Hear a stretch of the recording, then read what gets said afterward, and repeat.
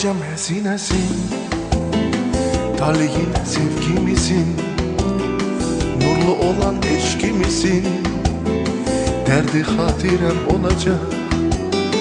Geçti ümidimiz daha, sevmez gönlüm bir daha. Bundan sonra gülüm daha, sevgim hatirem olacak. Ben ölen zaman bir ah çekersen, mezarımızda ah gül ekersen, yüreğim susun alsa da seni, ruhum aktarıp tapacak seni, ruhum aktarıp tapacak seni.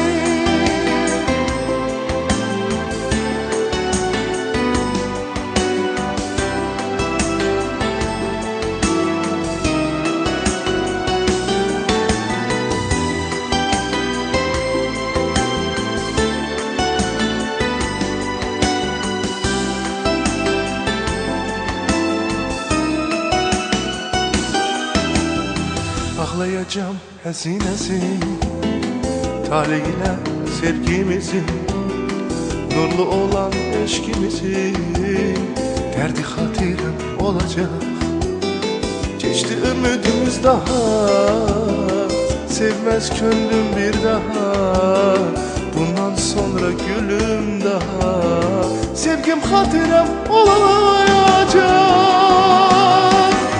Ben ölen zaman bir ah çekersen,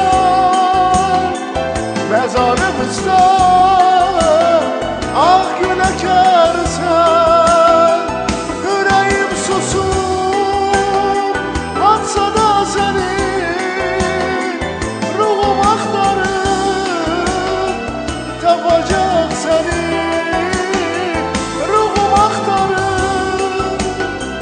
tapacak seni, ruhum aktarıp tapacak seni, aktarıp tapacak seni, aktarıp tapacak seni. Ben ölen zaman bir ah çekersen, mezarımızda ah gül ekersen, yüreğim susup atsa da seni, ruhum aktarıp tapacak seni, ruhum aktarıp tapacak seni.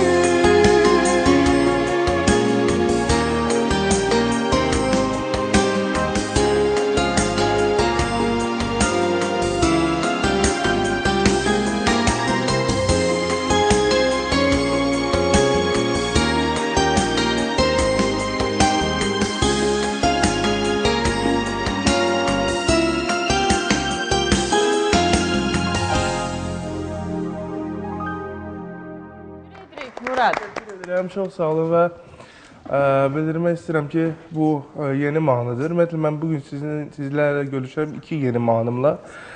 Bu bir yeni mahnı Xatirəm olacaq adlanır. Musiqisi İmruzə Hüseynovanın, sözləri Nazim Zeynalova aid. Maşallah. Aranjman isə Nazim Əhmədə aid. Yəni, bu gözəl mahnı bugün eksklüziv olaraq məhz sizin verilişdə Ay, Xəzər kaş biraz tez deyərdiniz, eksklüziv sözünü yazda bilməzdik. Keyif, çox keyif. Amma Zümrüd, mən belə başa düşdüm ki, sizin çox yaxın münasibətiniz var, dostluq münasibətiniz var. Mənim ən yaxın dostlarımdan biridir. Neçə illərdir biz dostuq. 10 ilə yaxındır, hə Murad? Səhv eləmirəmsə. 10 ilə yaxındır biz dostuq. 10 ilə 11 ilə bəli yaxın. Elə mən müğayinə olmamışdım biz dostluq. Hətta 17 yaşımda. Hələ onda biz təzə tanış olmuşduq. Mən başqa kanalda işləyirdim. Yeri gəlmişkən Darıxan kimi Muradın o qədər gözəl enerjisi var ki, mən hər zaman Darıxan kimi həyat yoldaşımı da götürüb mütləq Muradgilə gedirik.